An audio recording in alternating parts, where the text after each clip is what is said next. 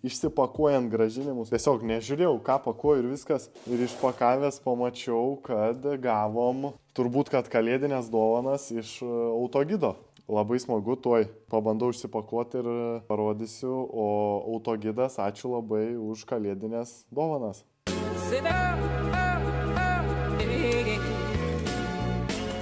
Oho. Standartiškai turbūt kaip ir kiekvienas mokykloje esam tikrai ne kartą draugui dovanoja puodelį, tai čia turbūt top 3 kalėdinę dovaną draugui, bet puodelių mums dar visada trūksta ir tuo labiau, kad jisai metalinis, tai tikrai pasitarnaus.